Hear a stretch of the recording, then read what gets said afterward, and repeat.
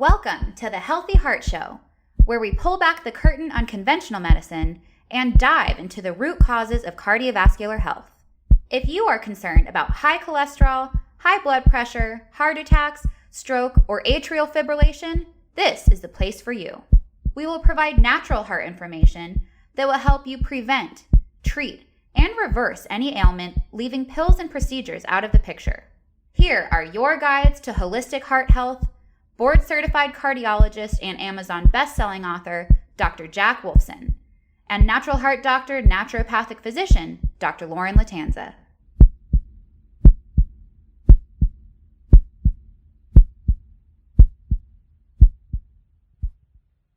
Hello, I am Dr. Lauren Lattanza, naturopathic physician here at Natural Heart Doctor, and I want to welcome you to another episode of the Healthy Heart Show. We strive to bring you the latest and greatest health advice so that we can help you reach your 100-year heart. We always are bringing you fantastic guests, and today is no exception. Today I have Dr. John Kim. Dr. John Kim is a functional medicine pharmacist, and he has been in clinical practice for 15 years and has been a foremost voice in health, wellness, and preventative medicine. He received his doctorate in pharmacy from Rutgers University with high honors and trained in functional medicine from the American Academy of Anti-Aging Medicine, aka A4M, which we know and love. He actively lectures throughout the country and is an influencer within the functional medicine world to educate and empower everyday people to live a healthy and fulfilling life. His message, which is a great one, is the doctor of the future is you, the patient. Welcome, Dr. John Kim. Thank you so much, Dr. Lauren. It's an honor to be on your show. I'm so glad you're here. Well, I think that we've got really our work cut out for us. I know we have a lot to cover today. And it was hard to narrow it down. So let's just dive right into it. I do foresee a part 2 in our future. So let's just dive right in. Today, we wanted to talk about hormone therapy. But before we go into a specific topic, just tell me a little bit about you and how you got into functional medicine from being trained in pharmacy.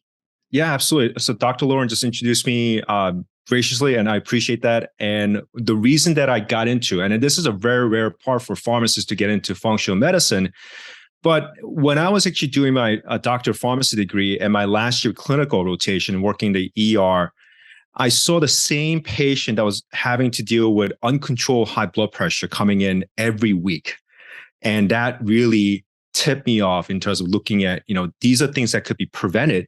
And as well as what kind of a value am I giving to her if I just end up having to not change her life and not having her come into the ER, right? So that is basically the thing that really dive into. And I had really good mentors along the way in showing me what root cause medicine was and what at that point in time was called integrated medicine. Now it's called functional medicine, and looking to approaching, utilizing pharmaceuticals, but really adding in the naturals and as well as lifestyle changes to enhance the patient's experience and as well as the results that they need to get to control their conditions that they have. That's so awesome that you kind of just took it on yourself rather than to just go with the mainstream advice and, the standard of care, that you recognize that there was such a room for improvement in the quality of life. And why are you coming back to the emergency department when we know that we can do things in your off hours, when you're at home day in and day out to prevent this from happening and recurring?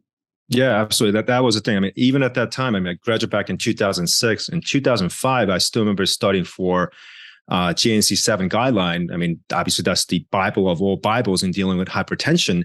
But even that overall guideline mentions about lifestyle changes from the beginning. But we don't mention that at all. Mm-hmm. Like when you actually have a patient coming in the ER, obviously they have issues to begin with.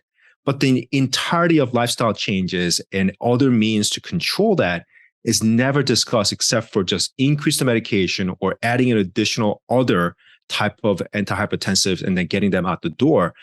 And I just didn't find that to be fulfilling at all. I just saw that to be very broken. And right now, even you and I could agree at this time that the entirety of medicine, so-called we call medicine right now, is a sick care, not a health care. And so that's the reason why I went much more deeply into functional medicine, looking at really the root cause and how do we end up having to prevent, but also getting the patients better within the cellular level So I do end up having to preach a lot about phospholipids. That's really beyond what we could talk about today, but that's one of the things that really interests me. But another thing that really interests me is doing hormones, because when I first started doing functional medicine, now by trade, my first thing that I got trained was doing compounding. So compounded pharmacies are pharmacies that customize medications for patients. So we have labs that we actually make drugs, right? So creams, capsules, gels, you name it, we actually end up having to formulate and getting things made based on the doctor's orders, and as well as the lab values that we end up having to get from doctors for patients. So everything that we make is customized. So when I first started doing functional medicine, that's what I did. I ended up having to consult patients in managing their menopause or andropause and how to really get them from point A to point B. But along the way, I did make a lot of mistakes. So those are the things I'm going to be talking about today. Do not make the mistakes that I made as a clinician. And how do we get you better without really using hormones, right? There's a lot of things you could do without using hormones to get you better, including adrenal fatigue. So we'll definitely talk about that. And I'm really excited to be here.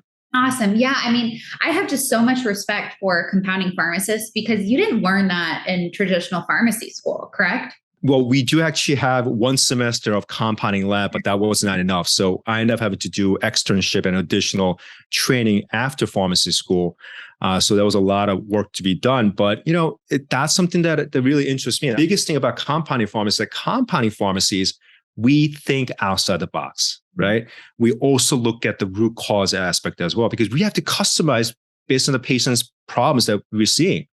So we got to be very active about our literature, the biochemistry pathway, including some of the pharmaceutical science that we have to use to make those drugs. So it's not a simple thing that we count pills and get those patients out the door, but we really work to that. And that's the reason why compounding pharmacies really do well in working with functional medicine doctors. I've always found compounding pharmacists to be incredibly helpful, among, others that are here locally in Scottsdale. And it's because we need to, bounce ideas off of each other. And here's what the lab value, here what the case is. So on that note, let's go into hormones. What are the key hormones that we need to really look at? And how do we best test those? Absolutely. So first thing first we need to test is your adrenals. That is basically the hierarchy of all hormones to be looked at. And then you're like, wait a minute, the patient's actually having menopause symptoms. Like, why are we looking at adrenals? Well, the problem is adrenals, when your person actually coming in is completely burnt out, maybe they have a high adrenal stress or adrenal fatigue issues, that level of cortisol you're dealing with can actually affect all the other hormones within the cholesterol cascade, right? So when you're talking about having a high cortisol or maybe even low cortisol, that actually affects how the progesterone is going to be in your body.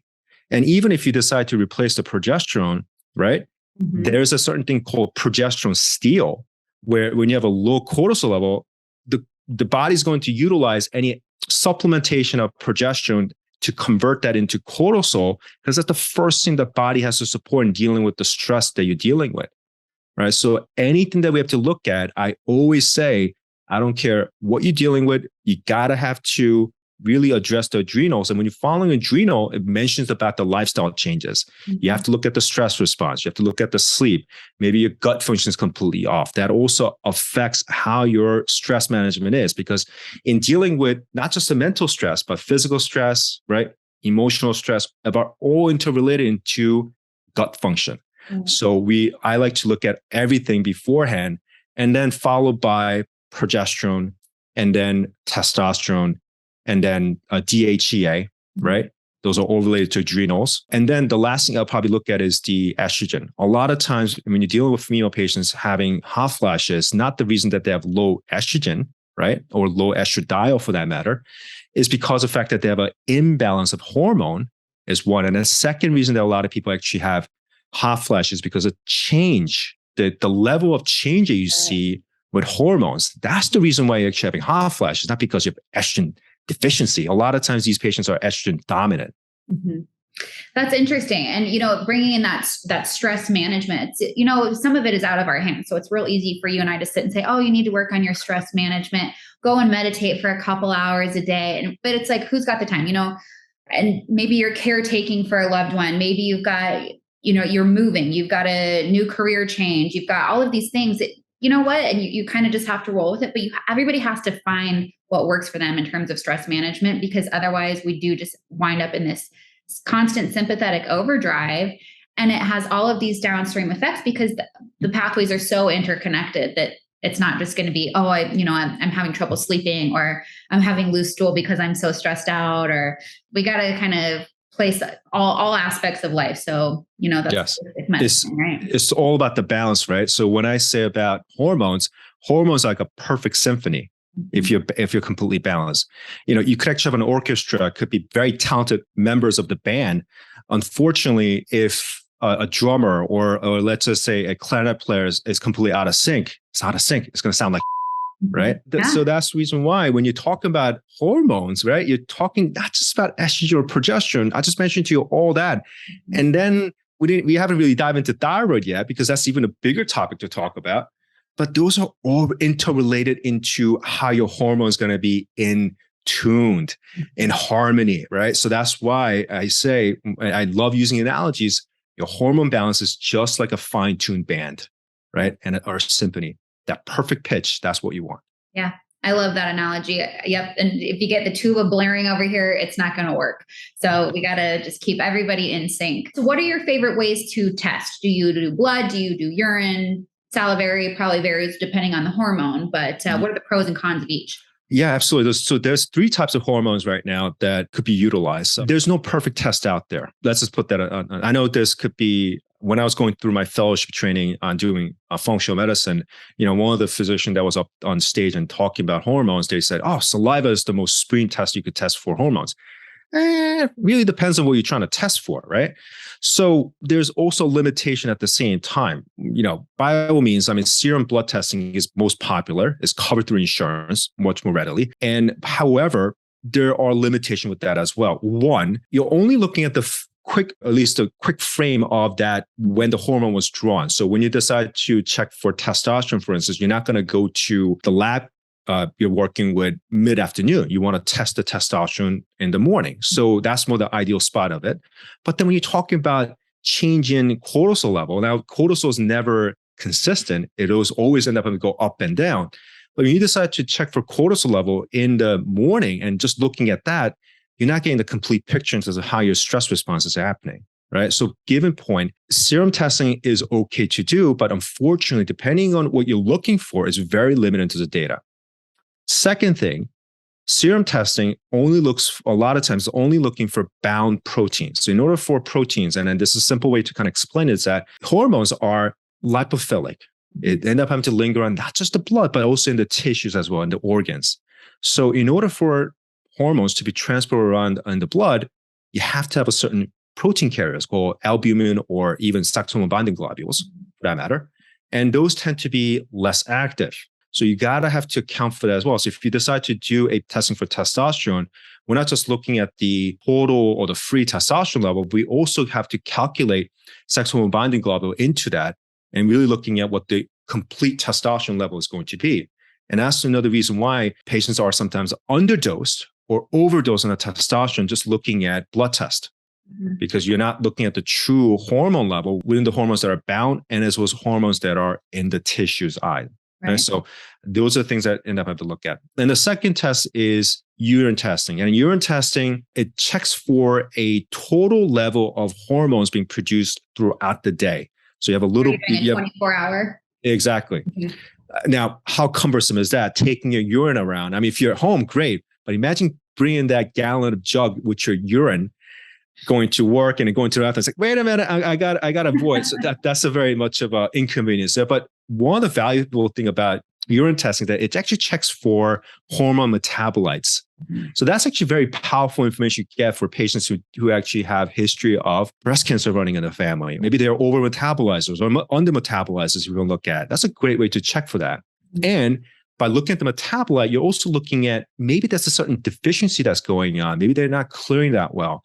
Maybe there's certain nutrients they're missing. That could end up having to be really a good point to tweak, as well as looking at, certain things like aldosterone is a good way to check for, how bad their adrenal functions are. Because if they're adrenally completely fatigued, then their aldosterone levels messed up and they can't retain sodium that well. So that also affects the hydration. So looking at urine, that's another powerful tool. And then this is one test that I prefer doing when I first initially start patients on, is because I could get a better picture and easy to do, and I could do that at home, is using saliva test. There are companies out there like Dutch Test or ZRT. Those are two popular test companies out there, but I prefer going with the saliva test. One, it actually checks for free levels of hormones. Just as I mentioned before, when you're looking at hormones in the blood, you're looking at hormones that are bound. Well, when you're looking at saliva, it's actually free hormones that are roaming around, and you actually look at a better picture, and you end up having to not underestimate in terms of how much hormones are shown up. And you see this clinically as well. When a patient brings up their lab test, well, doctor says I'm low in estrogen, but then when I'm actually looking at the saliva test, the estradiol levels off the roof. Yeah. Right? So what's happening there? Well, they're estrogen dominant, right? And then their progesterone levels down the tanks.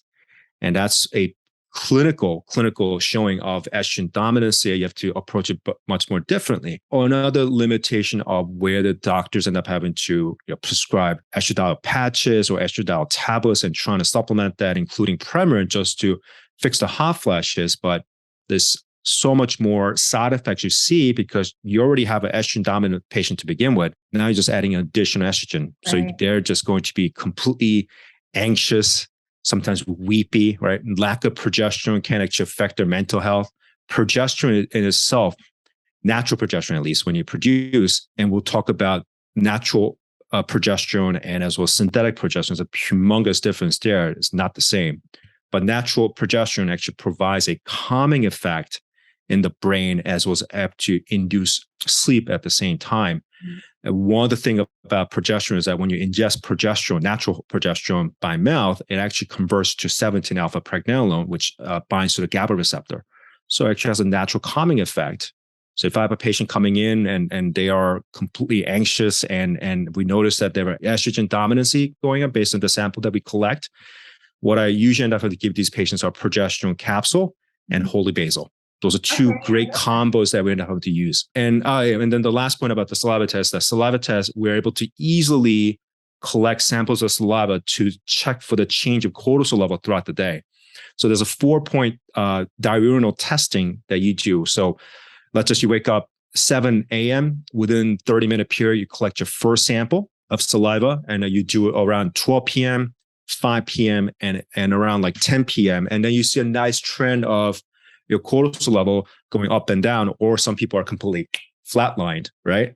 Those are severely adrenally fatigued patients. Certain approaches and how you end up having to manage these patients are completely different.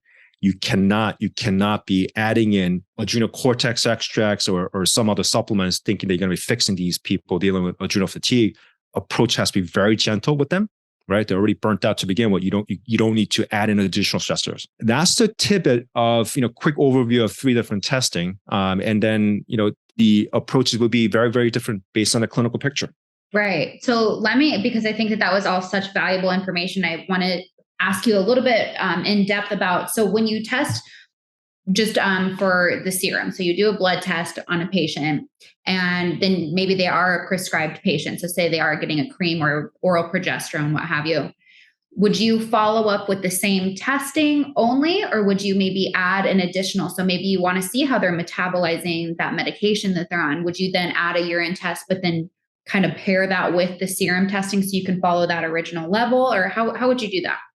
Ideal situation, I would like to order all labs, right? Mm-hmm. But we're also limited in terms of the money that the patient has to spend. Usually urine testing and saliva tests are not covered through insurance. And an average is spending around like close to $300 for saliva testing to check for 4-point diurnal, cortisol testing, along with, all the sex hormones. And then when you're dealing with urine testing, that could be ranging between $700 and up, and depending on the metabolite you're looking at. So you got to be careful in terms of how much the patient is able to spend. Right. So, but one thing about it is that if you're a good clinician, you should be able to tell how the patients are dealing based on the symptoms. Right? Symptoms is the biggest clinical picture you're looking at. The biggest issue with a lot of clinicians is that they only follow numbers. That's where the downfall actually come into play. I still remember going through pharmacy school, and when I was actually in the psych ward, and we have to look at certain levels of the blood levels, right? But also my clinician that I was working with was brilliant MD. He's like, you have to go based on the patient's clinical symptoms and what are you seeing. You can't be just following numbers, right? Even thyroid for that matter. A lot of times doctors only into looking at TSH. Wrong. That's the wrong way to manage thyroid conditions. And you have to look at how the patients are doing, what kind of clinical symptoms, any changes that's going on, and as well as looking at full picture of the thyroid. That's the reason why you need to go with an experienced clinician and looking at these things. Unless you have experience in doing these things, they're bound to make a lot of mistakes. Here at Natural Heart Doctor, we always say test, don't guess, because especially as it relates to cortisol, if you don't have that 4-point salivary test, you have no idea what the cortisol is doing, how the adrenals are responding. Do you have an inverse curve? Are you flatlined across the board? So it's just guesswork. And then maybe they're taking an adrenal cortex supplement and then it jacks them up even further. So I usually suggest we start with blood and then the 4-point salivary to get kind of a broad picture, and then going on, of course, a clinical picture as well. Yeah. And then there's certain limitation in dealing with serum when you're using a topical hormones, because the pharmacokinetic profile and the overall distribution that's happening within the body is quite different when you're ingesting hormone versus actually using it topically as well. Right. So you cannot be, and this is the mistake that I've seen doctors do, when you're using a topical hormone, let's just say it's a topical progesterone cream for that matter, you're not going to see a level of change that's going on in the blood. Why? Because you actually have hormones being distributed and within the lymphatics and as well as the tissues. But that doesn't mean that it's not working. It's the distribution is completely different. Versus when you end up having to ingest progesterone capsule, that's distributed within the hepatic portal and with the blood. So it's very different in terms of that. So when you're using a topical hormone, you rather use a saliva testing to check for hormones. Whereas you end up having to ingest hormone, it's best to look at the change in level in the blood. So that's a very much different. So again, there's no perfect test out there. The biggest question you're going to have to ask is, what are you looking for? Right. Good advice. Good advice. How do people wind up with a hormonal imbalance to begin with? What happens? Is it just that they're deficient and they just need to be replaced, or is there lifestyle factors? Is there dietary components? So maybe how do they wind up there to begin with? I think it's more dealing with environmental issues right now. Stress, you're dealing with BPA, different toxins, and et cetera. That's really affecting how people are producing their hormones. I mean, you could look at the downward trend of testosterone level decreasing in guys over the last 50 years. Now the guys are producing less. Why? There's a lot more xenoestrogens you're dealing with. And then when you're dealing with female patients as well, what's happening there? They actually end up having to have a very poor metabolic function. And so they're much more likely to be estrogen dominant compared to progesterone. So there's a lot more lifestyle, environmental stress, right? The stress level that people are actually incurring now versus what it was 50 years ago is completely different as well. Each approach in dealing with hormone replacement therapy has to be individualized. We really have to dig in and do the root cause issue dealing with hormones. And I encourage patients to do this. And sometimes it's hard for them to actually understand that. But in certain cases, you may have to do some detox before you start hormones. Right? If your phase 2 metabolism is completely blocked, there's no way you're going to be able to, you're going to have a horrible reactions to topical estrogen when you're not able to properly do phase 2 metabolism. So you got to support the liver. You got to do some detox. You got to be able to produce enough bile and able to get that flowing. So I do end up having to sometimes adding in TUCA and as well as oxbol in there as well. But all in all, I mean, you got to look at everything in doing that. And then also dealing with the fact that it's affecting everything in terms of their hypothalamus function. So there's no real reason in terms of why they're having deficiency, but in terms of what I just explained now, they're all contributing. It's basically fitting entirety of the pie. In terms of percentage, we don't know, but when you're dealing with a hormone patient, you got to look at everything. Yeah, absolutely. I mean, it's a matter of, again, back to that, just going always into the parasympathetic stressors. So you're living in that lifestyle, bringing in these external estrogens that are more potent than your endogenous estrogens. So you're having this replacement at the binding sites, and then poor metabolism. So you're just re-metabolizing all of these things because you're not getting them out. So it's a closed drainage funnel. It's constant onslaught of toxins and chronic stress. So I think that absolutely finding the root cause is essential before we just dive into replacement. And so maybe you can talk about some of the lifestyle changes that we could do, be it like, exercise, do we notice that there is changes in hormones without replacement? Yeah, absolutely. So one of the things I forgot to mention, pharmaceuticals decreasing hormones, right? One of the culprit that's actually happening right now is widely being used, and it's actually prescribed way too early in a patient's life, is birth control pills. Yes. I think that's the biggest culprit. And then you're dealing with food that's completely filled with chemicals and then on top of growth hormones. And so you end up having to see little girls having earlier menstruation that's actually happening. Age of 10, 11 years old. That's the second sex hormone characteristics, developing breasts. That's actually happening a lot quicker, right? Girls are much more heavier, right? So you're dealing with also inflammation that also affects the estrogen metabolism, right? You're much more likely to produce a higher level of estrone, which is 70 times much more stronger compared to estradiol. So anyone out there not knowing what I'm talking about, there's three main different estrogens out there. One is estradiol, estriol, and estrone, right? And then you could really look at the entire cholesterol cascade and looking at how these types of estrogen are broken down. But when you're dealing with estrone, like I mentioned before, 70 times higher activity compared to estradiol. And that particular estrone can actually break into different types of cancer-causing metabolites as well. That could be pushed based on stress response, chemicals, especially BPA, can push that entire metabolism into that cancerous metabolites of estrogen. So estrogen is not the one that's causing cancer, it's the metabolites that we have to look at. And then when you're looking at birth control pills, I'm all about feminism. I'm all about, your choice of actually making the time in terms of having a child and such. That's fine. But when you're actually prescribing birth control pills at an early age, let's just say 12 or 13-year-old girls, because they're having early sign of PMS issues, wrong approach of adding in birth control pills, you're actually affecting their entirety of their life, their potential matters in terms of giving birth later on, and as well as causing much more problem in dealing with PCOS and metabolic issues. And even if you look at estrogen, when you're ingesting estrogen by mouth, it actually does a lot of negative things.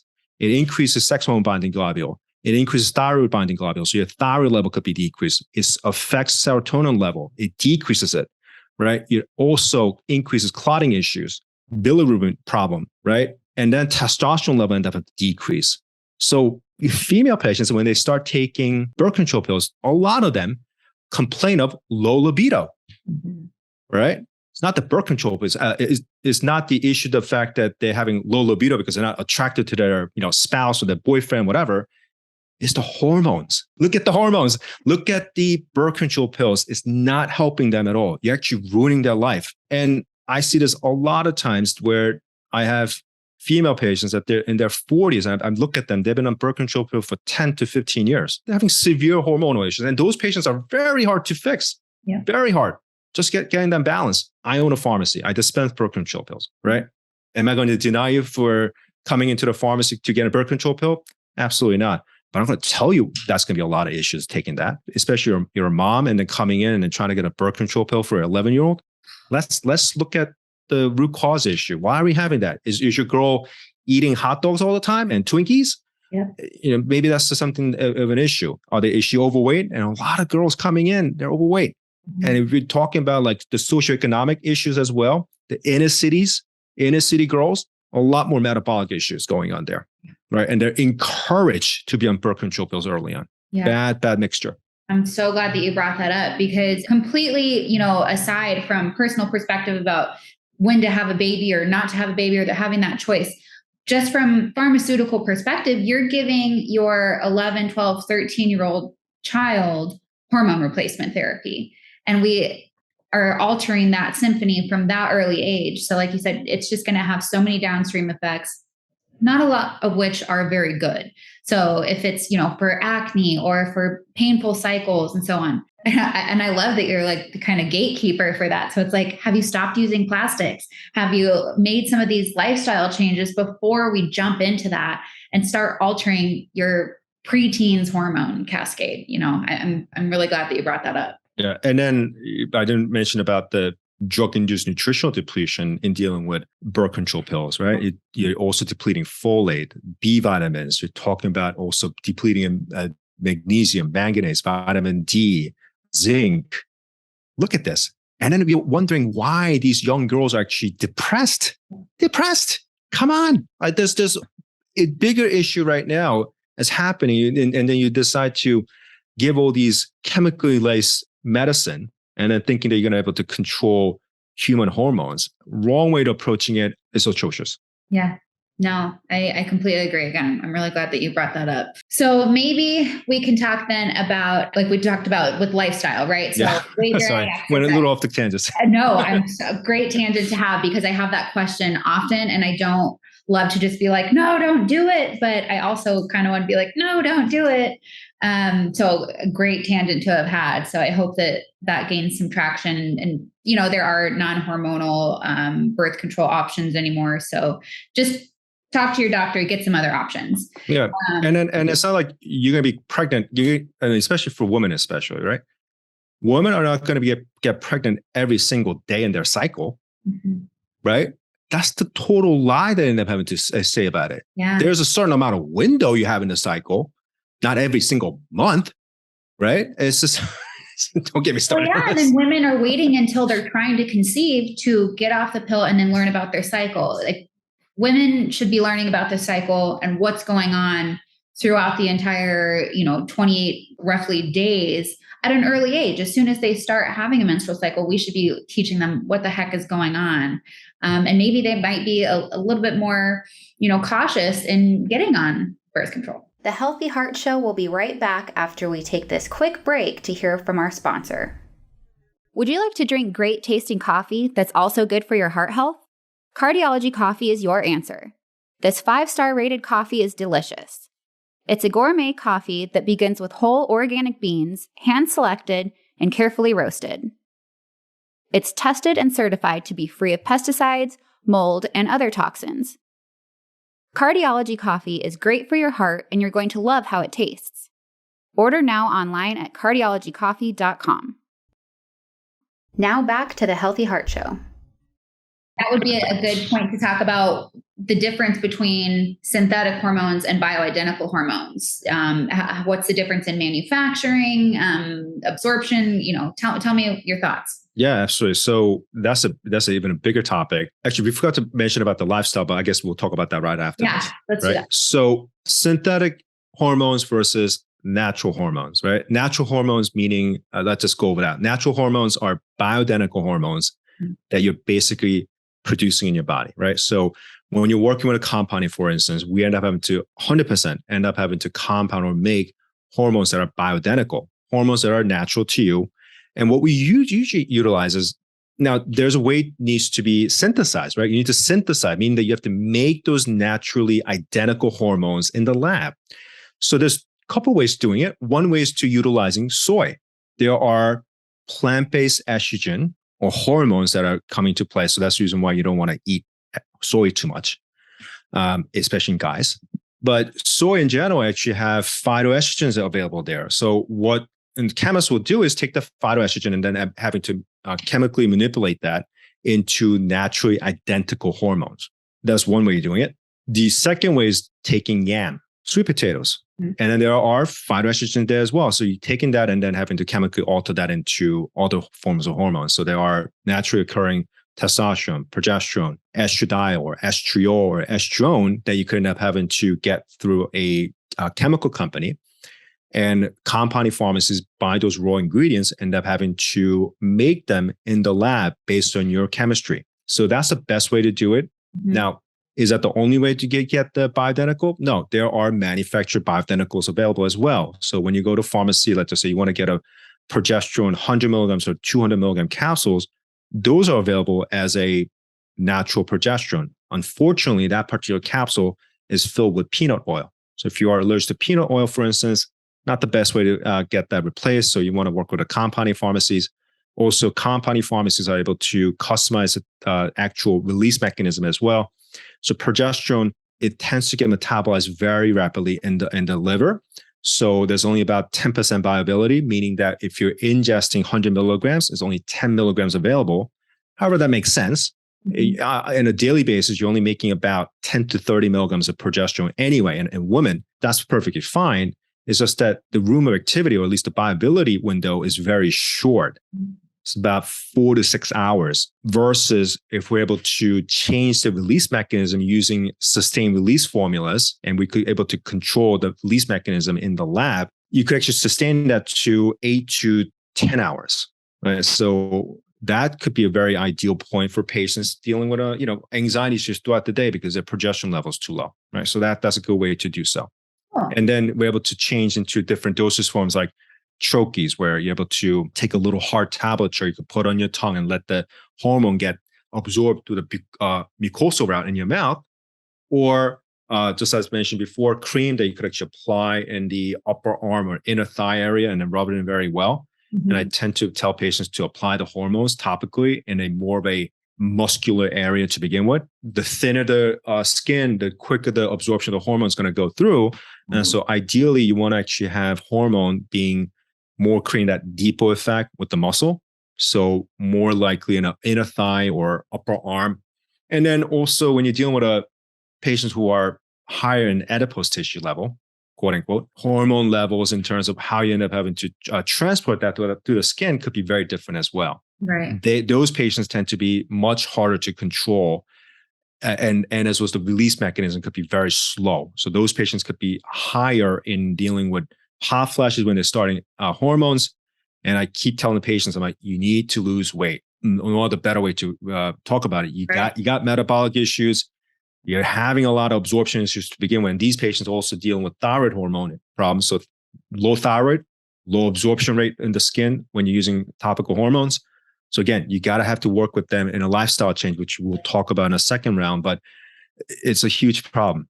So those are available. And then another manufacturer available item is topical estradiol patches, tablets, which I don't really like to give.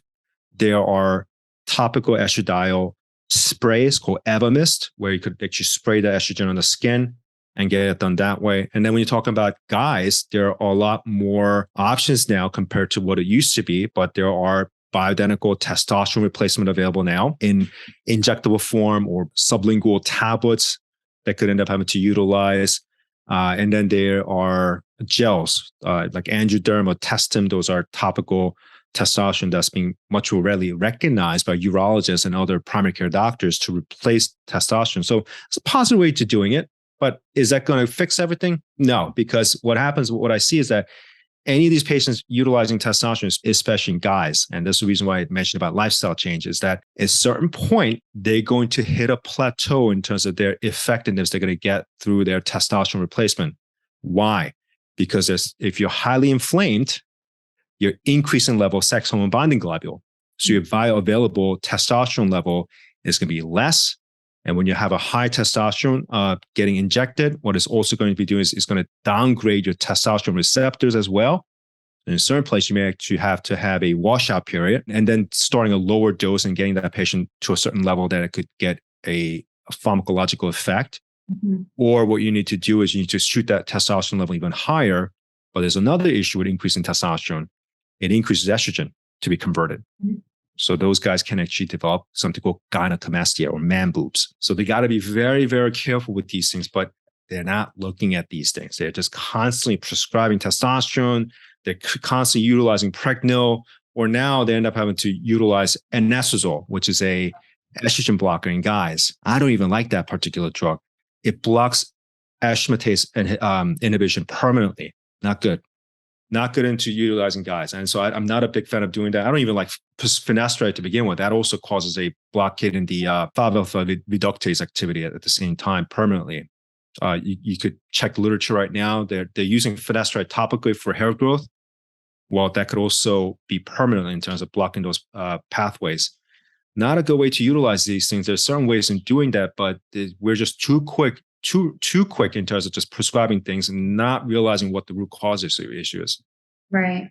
Yeah. And like you said, I mean, I'm definitely hesitant, and I hope that most would be about prescribing for a patient that's just outright inflamed. You know, like you said, increased adiposity, they're overweight, they have inflammation because they're living a crappy lifestyle. They don't have any stress management. So they're aromatase is going to already be higher as it is. So if you just continue to give them testosterone, then they're going to have more estrogen production just from that alone. So if you're not addressing the inflammation that's already there, it's not going to help anything. Like you said, it's going to convert more to estrogen. It's going to increase the SHBG, which is going to bind it up. So it's not going to be utilized by the tissues. You're not going to fix that patient, even if they just are thinking, oh, you know what? No, my friend's on testosterone and he's feeling excellent.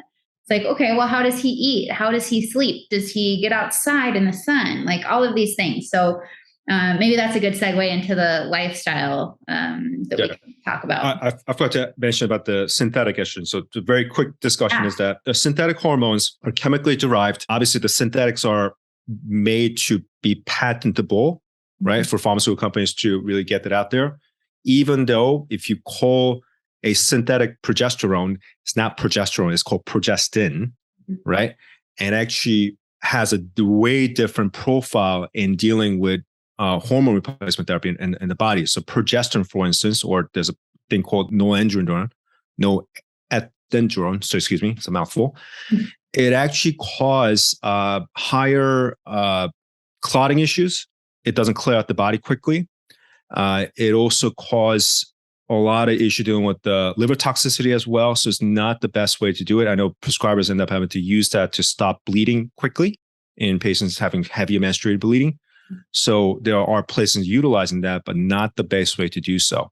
And then when you're talking about like Plan B, for instance, I've seen girls in college. So when I was in pharmacy school, I was working for Rutgers University pharmacy department and working as a pharmacy technician. And I still remember seeing college students coming in and getting Plan Bs almost every weekend. I was like, what are you doing? So that's going to cause a lot of problems. You talk about progesterone that higher and those Plan Bs are double the dose of what the birth control pills provide. And like I just mentioned before, it doesn't clear out quickly in the body. So you have much more problem balancing out your hormones in your later life. Mm-hmm. Don't do that, please. Mm-hmm. Okay, there are better ways to preventing pregnancies and such, but utilizing Plan B every week or periodically like that, not the best choice to do so. Yeah. So, and when you're using hormones as well, they don't really talk about this these days, but when you're changing, even though a certain synthetic estrogen, and just give you an example, and a natural estrogen may look alike, but when you end up having to change a little bit of a substituent or chemical pathway within that particular cholesterol ring, it changes the profile and expression of the hormone completely. Mm-hmm. Okay? Little bit change. Even though it may look the same, it may actually have that cholesterol ring. But when you change a little bit of a, hydroxy group here and the carbon chain, it's going to change the entire hormone profile. And this is the issue with Big Pharma. They think that just patenting it meant to look the same. It's not the same, right? And so that's the reason why patients taking Premarin, for instance, Premarin is an estrogen coming from pregnant female horse. You're not a horse, ladies, okay? It actually expresses a whole different things, a higher activity estrogen level, okay? And as a result, these patients who are taking Premarin, for instance, even though they might be taking it, probably about 80% of them end up having to quit after 1 year because the side effects are horrendous. Yep. All right. And so I'm not a big fan of it at all. If you get a chance to even utilizing hormones, make sure you work with a compounding pharmacy to customize your hormone therapy based on your chemistry and your needs. Right. And using bioidenticals, your body knows what to do with that. Like you said, when they change the structure, it's a different set of instructions to your body about how to utilize it, what happens downstream, how to clear it. So bioidenticals, I think, are far superior. And you have far fewer symptoms because your body knows how to handle that. It's identical to what's going on in the system.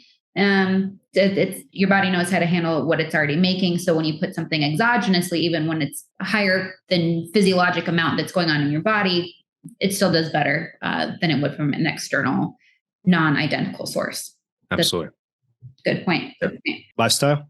Let's get there. All right. Yeah, lifestyle. I know we have only a few minutes left to record this podcast. So lifestyle-wise, this is important. So we don't want to skip over this. Yes. So lifestyle has to be the first foundation in terms of dealing with hormone replacement therapy. It's just like building a house. You need to have a strong foundation. Well, lifestyle is going to really manage that. So you got to sleep well. You have to eat well. Patients who are completely vegans, they don't do too well in balancing hormones. People, you need fat to balance hormones. And so if you're constantly having vegan diet and thinking that's the case, that's not going to work at all in balancing hormones. And especially for female patients, you do tend to much better with a higher fat intake. We're talking about good fats, right? So you need to have a right amount of protein, right amount of fat to balance your hormones out, and especially for guys as well. And then when you talk about toxins like the xenoestrogens, so you have to look at what kind of cosmetics you might be using, or fragrance, or certain perfumes, or certain scents that you might be smelling, or air fresheners for that matter. Those are toxic. They are blocking the hormones. They can end up having to affect your estrogen metabolism, or it end up having to cause much more deeper issues and toxicity in your body. And so that could also affect how well you're able to balance your hormones. The toxic you are, I'm not calling you a toxic person, but the more toxins you end up having to keep in your body, and especially within the fat cells. So people who are much more bigger, okay, they tend to hold on to a lot more toxins. Okay, I'm not calling you a toxic person. You just have much more toxins in the body. So you got to have to do some detox before you start doing anything, and you tend to do better. So I see this all the time. People who are much more fit, higher muscle mass, they tend to do better with hormone replacement therapy or little lifestyle tweakings, and they do fine. Yeah. They don't need hormones. And this is a misconception that we all have. Lifestyle. You got to eat well, sleep well, poop well, manage your stress well, right? And looking at these things, and that's going to really impact your overall hormones and when you start using that. And then especially the diet as well.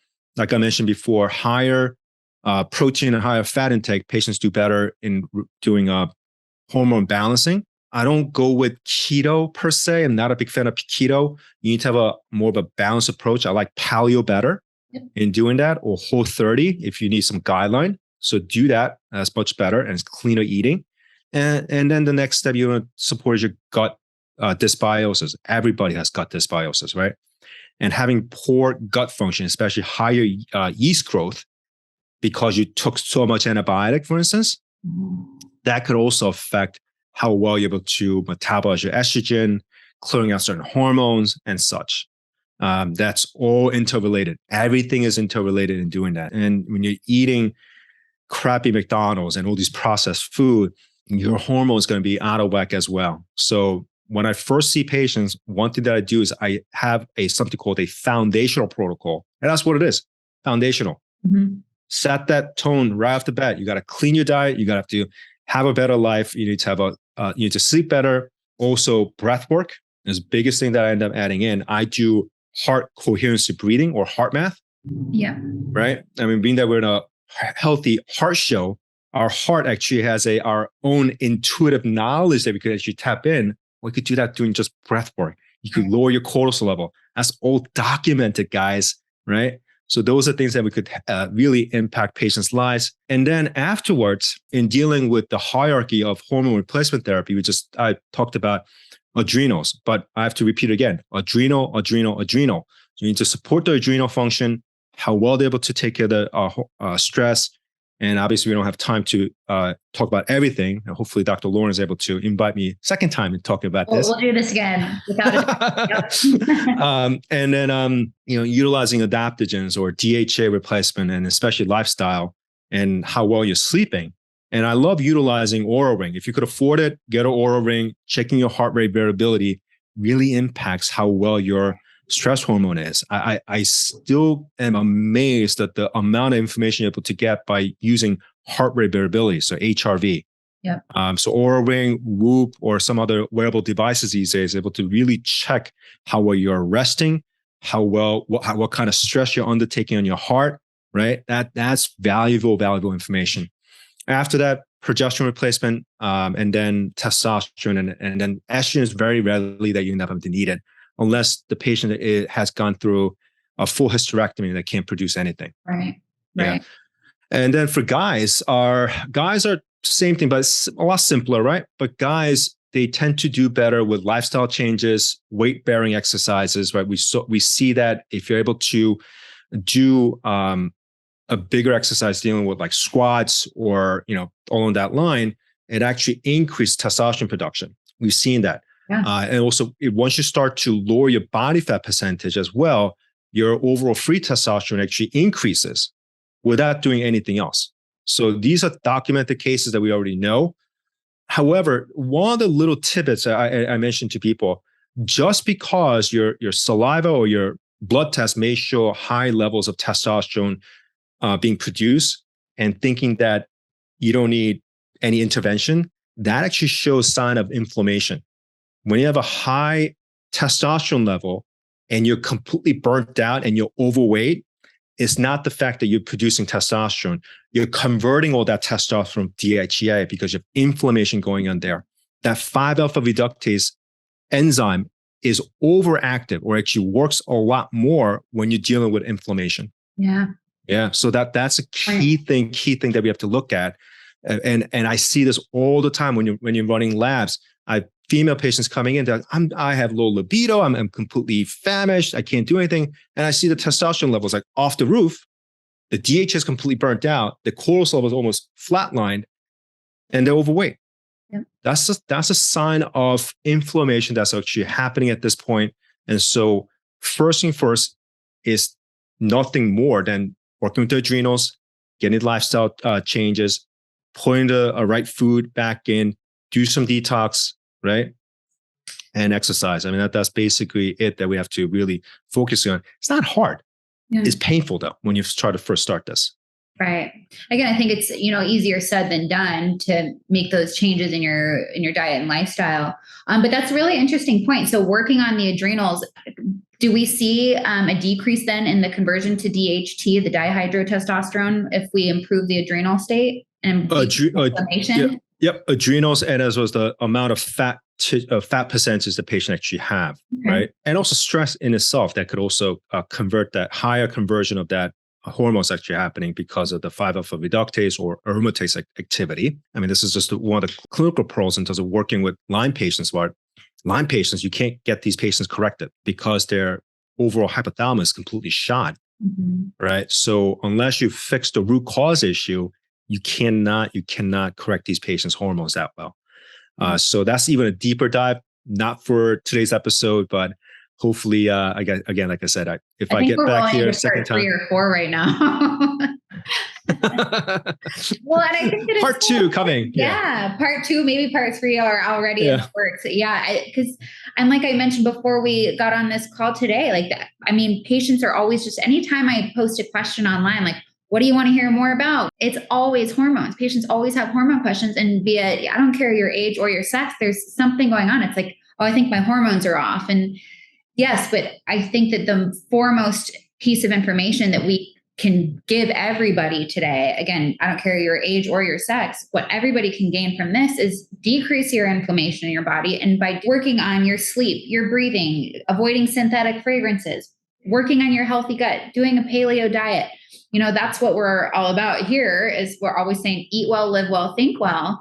Start there so that we don't have to write you a script. Like, of course, if my patient needs hormone replacement therapy, that, absolutely, I will work with a local compounding pharmacist and I'll get them on what they need to get them feeling better. But I'm never just going to jump the gun and get them on hormone replacement or, adrenal replacement or thyroid replacement even, unless we've addressed, I would like to say, give me like 3 to 6 months of really doing the work, taking these suggestions, implementing them into your lifestyle, and see how you feel at the end of that. Because likely your libido is going to be better. Your skin's going to be better. Your bowel movement's going to be better. Your sleep will be improved. So all of these things that I think patients, oh no, I just need some extra testosterone or what have you, because they're just not feeling how they should. It can really start from their day in and day out activities.